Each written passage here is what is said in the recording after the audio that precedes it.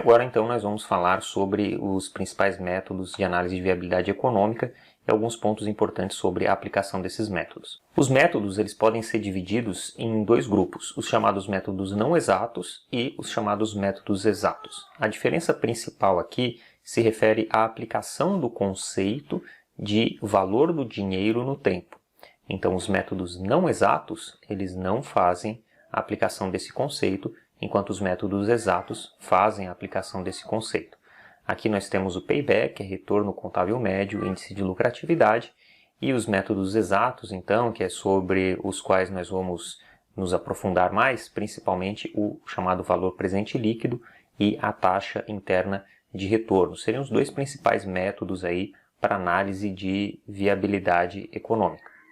Quando nós empregamos esses métodos, o que nós queremos fazer é fornecer uma estimativa do valor que será adicionado ao negócio de uma companhia ou então um investidor, como nós vimos lá a aplicação no caso da companhia reinvestimento dos resultados.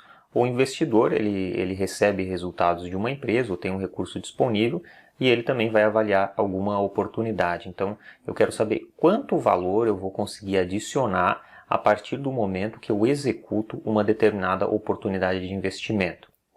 Aqui eu tenho alguns exemplos, né? Eu posso comparar projetos que podem ser alternativas tecnológicas, pode ser também diferentes formas de pagamento ou recebimento, por exemplo, pagamento à vista ou a prazo, pode ser também a alternativa de compra ou aluguel de um imóvel, de um equipamento.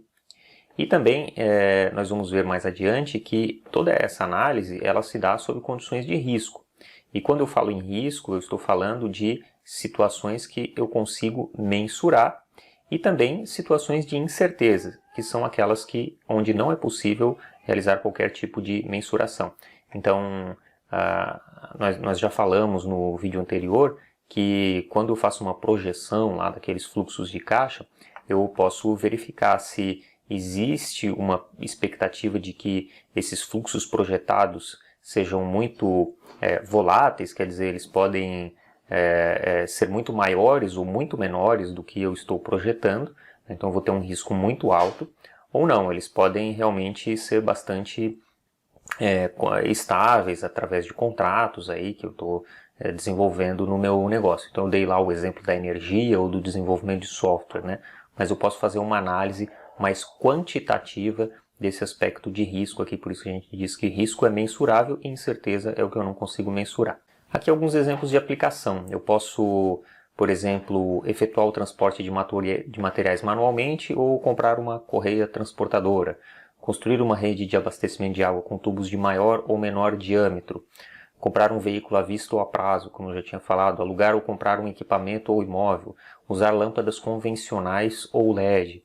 Então, todas essas situações aqui, eu posso empregar aqueles métodos, tanto os não exatos quanto os exatos. É claro que os exatos são os que vão oferecer maior validade para a minha tomada de decisão. E vejam que são situações que eu posso ter, inclusive, no meu dia a dia, né, dentro da minha casa. Aí, eu quero saber se o que é melhor, usar lâmpadas convencionais ou lâmpadas de LED. Posso fazer uma análise de viabilidade econômica aí dessa situação. Aqui nós temos alguns fatores importantes para análise e tomada de decisão. A gente pode dividir em técnicos, econômicos, financeiros e também fatores imponderáveis, né? Os técnicos é analisar se o projeto tem viabilidade técnica, então se eu realmente posso alterar as lâmpadas, se é possível, se o bocal ele permite essa alteração, se a luminária permite, seria um aspecto técnico a ser avaliado. Econômicos é se o projeto tem rentabilidade suficiente, aí entram esses métodos de análise de viabilidade. Os financeiros seria analisar a disponibilidade de recursos financeiros. Como nós já falamos, muitas vezes existe uma quantidade de projetos e não existe recurso suficiente para desenvolver todos os projetos. Então, o que eu consigo fazer dada a escassez de recursos?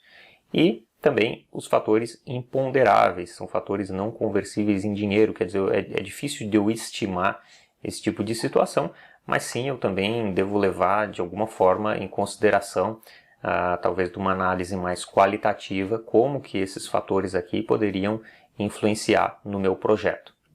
E por fim eu quero destacar aqui alguns princípios básicos da análise econômica de projetos. Alguns a gente vai ver de forma mais clara na medida que a gente fizer a aplicação dos conceitos na planilha eletrônica, mas vale destacá-los aqui. Primeiro é que, evidente, deve haver alternativas de investimento para eu poder utilizar algum desses métodos, e essas alternativas devem ser expressas em dinheiro. Então, se eu não conseguir fazer essa conversão em dinheiro, elaborar esses fluxos de caixa que eu espero que saiam e entrem no meu bolso, eu não consigo fazer a aplicação desse método. Somente as diferenças entre as alternativas são relevantes, é o chamado fluxo de caixa incremental. Isso aqui a gente vai ver de forma mais clara num exemplo mais adiante, tá? Então eu não vou entrar nesse detalhe aqui. Um outro ponto importante é que nos estudos econômicos, geralmente o passado não é considerado. O que isso significa? Se eu tenho uma alternativa na qual eu já fiz um dispêndio de capital, eu já coloquei algum recurso ali naquele projeto, e eventualmente depois surge um outro projeto, então eu quero comparar esse projeto A, que eu já fiz um desembolso, e um outro projeto aí que eu estou analisando a viabilidade. Então eu vou comparar se eu de repente abandono o projeto A, ou então se eu abandono o projeto A e faço o projeto B, essa vai ser a minha análise. Então, geralmente nessa análise, o que eu já desembolsei no projeto A, eu não vou considerar.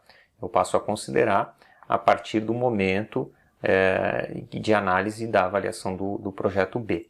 Isso é chamado de custos perdidos, quer dizer, aquilo que eu já desembolsei, eu vou considerar naquele projeto como se fosse perdido. Outro ponto é que decisões separáveis devem ser tomadas separadamente. Eu devo levar também em conta a alternativa de não fazer nada e sempre considerar juros sobre o capital investido. Então, aqui nesse caso, eu estou falando dos métodos exatos do VPL e da TIR. Aqui nós temos algumas evidências, embora esses dados sejam um pouquinho mais antigos, foi uma pesquisa bem abrangente, realizada com 14 mil executivos de finanças, e foi avaliado que tipo de método que eles utilizavam. Aqui eles podiam responder mais de um, por isso que a gente não tem os percentuais aqui fechando em 100, mas eles responderam em primeiro lugar a taxa interna de retorno, muito próximo aí com o VPL, e também o payback, embora ele não é um método exato, muitas vezes ele é utilizado por uma primeira análise simplificada, e aí depois sim você aplica o VPL e a taxa interna de retorno. Essa foi uma outra pesquisa, também já não é tão recente, mas é interessante que são dados de empresas de base tecnológica do estado de Santa Catarina.